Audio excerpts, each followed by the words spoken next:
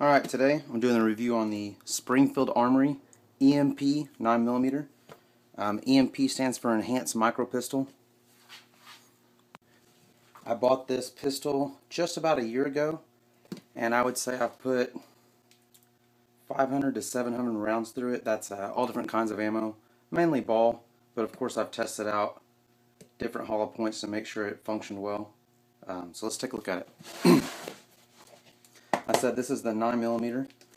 It does come in 40 as well, and I think for a while they made it in gap 45. So in the box you get your instructions. You also get a little holster, which is here. It's not the most useful thing, but if you don't have a holster, it works well. I mean, you can just slap it on and it goes right on your, right through your belt. Comes with magazine holder for 2 magazines. This also just goes through your belt loops, real simple. I used it just to mess around with it at first, but I don't carry it with it. Not sure if this is to attach a tack light or if they were just trying to give it a more tactical look, but it does have a mil-spec rail looking thing engraved in the plastic, so molded into the plastic. You get your instruction manual, all your cautions. Comes with a gun lock. Toss that out. Lifetime warranty, which I have used on this. I'll get into that later. Alright. The pistol comes with a cleaning rod, which is in my cleaning kit. You have the pistol itself, and then you have actually 3 magazines. So I'm going to move this stuff out of the way so I can get a better view of it. Okay, so like I said, it comes with 3 pistols. It actually comes with an ambi safety. If you notice on this one, there's a single-sided safety. I actually got this from Iron Chin, who does gun torture tests. I think it's guntorturetest.com. He's definitely on YouTube. I went and got this from him when I was visiting in Tulsa. I just like the slimness that it provides. I'm not left-handed. I understand the use and that some right-handers would want in case they needed to use it left-handed, but for me, it really cut down and slimmed down the design, which is the whole reason that I bought the EMP in the first place. It's clear. Actually, I haven't cleaned this since the last time I used it. The magazines, manufactured in Italy. I've also heard the complaint with the magazines that people are worried because they're different than a traditional 9mm magazine, that they'll be different than a traditional 1911 magazine, I apologize, that they'll be hard to find. Well, they're not expensive. They're $25, and they're in abundance. They're everywhere. So if you're worried about that, buy 20 of them now. It's not a full-size combat pistol. It's definitely a carry pistol, and I'll get into that in a second. But yeah, these hold 9+1. I've seen modifications that take this off the end and subtract 1 round. I just haven't felt the need to do that yet. This comes with the wood grips. You can also get it with a G10 grip.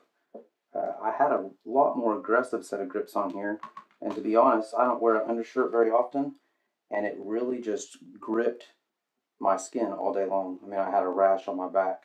I carry it in, actually have it on,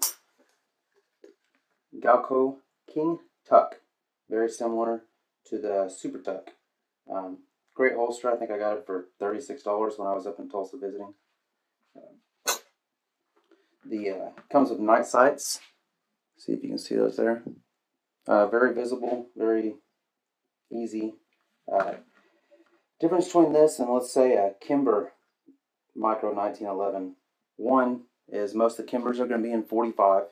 The EMP was designed around the 9mm cartridge. So you're going to have a shorter parts. The total circumference of the grip is shorter, and I think maybe 9 different parts throughout here are not compatible with your standard 1911. My favorite thing about this pistol, one is how slim it is. It's made for concealed carry. It's not, your average range toy. I love shooting it. It's one of my favorite guns to shoot, and usually when I take it out shooting, people are really impressed. They're really surprised about how good the trigger is. Dry firing it won't show you the trigger, but I mean, it's just effortless. And then the reset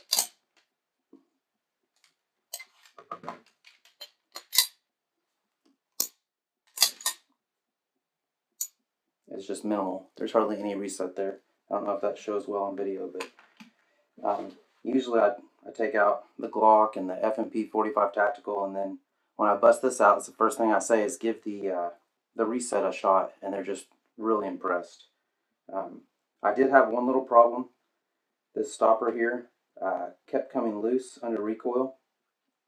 What that would do, other than it being loose, is when you tried to flip down the safety, it would move out here, and that would make the safety not come down. So under stress for a carry gun, that was definitely unacceptable. I called Springfield. I sent it back to him. It came back in 1 week, good to go. I also sent in with the factory manual safety and asked if they could install this, even though I already had, and just to make sure that everything was ready to go, and they sent it back like that at no charge. The lifetime warranty is great. It's actually the second 1911 I've had to send in, unfortunately, and both times I had no problems and it came back just perfect. I'll go ahead and take it down for you. One thing, I bought this from Cabela's. It was used. I didn't hardly get any money off a new price, but there weren't really any available at the time. But I did get a pretty good deal on it overall. It didn't come with some tool I've heard was needed to take it down and to put it back together. Well, I'll show you here that tool's not needed, at least for mine.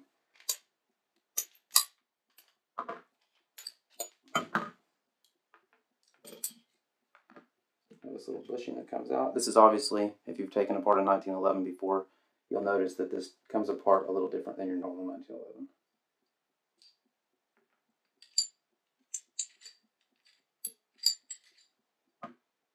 Well, it's filthy from the last time we shot it. I was shooting some pretty cheap junk ammo through it, but that's the way I like it. Everything else just looks like your normal 1911, just very small. I started my first carry gun was a Glock 26. I moved from the 26 to a USP, a P2000. I'm sorry, I started with a Glock 19, then a Glock 26, then a P2000 SK, and then to this. Just always working on finding something a little slimmer. And really when I settled on this, I couldn't be happier. I could use something a little lighter, but the magazine capacity and the trigger are my favorite parts of it, and for me, that's what makes it worth having. It's very well machined. All the parts on it are, up to my knowledge, are machined well. And like I said, outside of the stopper coming out, I haven't had any issues with it. I have heard of people having issues, and it really made me nervous about buying it. But I knew that I could sell it if I didn't like it. That these originally had issues with certain types of ammo. So I would say I've put at least, out of those 500, 700 rounds that I've put through it, I've at least put 200, 250 of them were hollow points. I bought a big batch of hollow points at the gun show, and then I tried all the ammo that I use for defense purposes, and I mean, it ran. I've never had a hiccup out of it, not once. I don't over oil it. I just do the basic oiling and cleaning. Most of my pistols I don't do a lot of cleaning to. These I like to keep a little cleaner. I just didn't get around to it when I took it out shooting last. I actually just bought an ultrasonic cleaner, so I should try that with it today.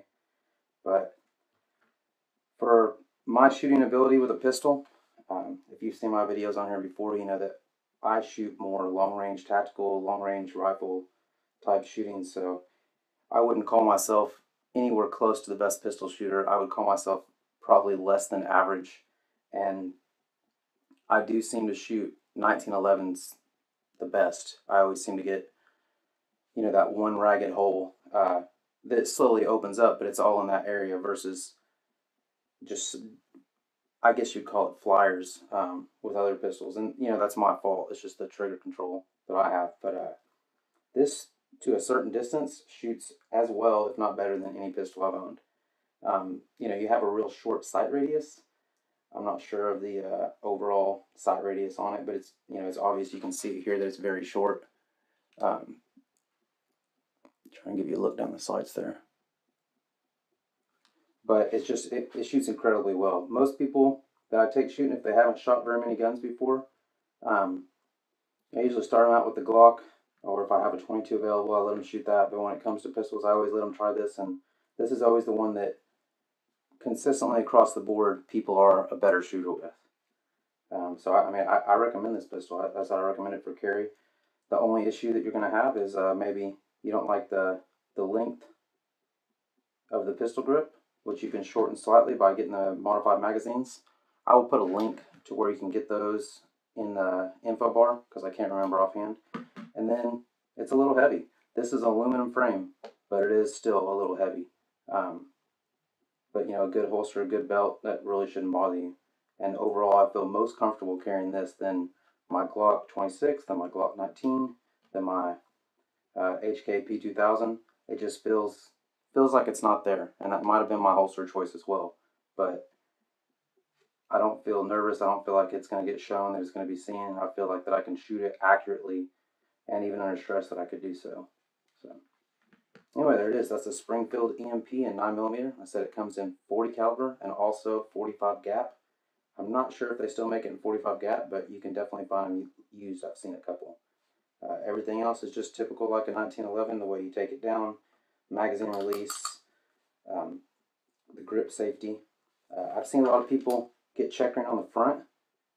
I just didn't feel like spending the money on that, but it does feel better. Every 1911 I shot that had that front checkering just felt great.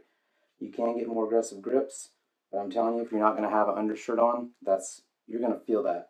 So it's just all personal preference there. Anyway, thanks for tuning in.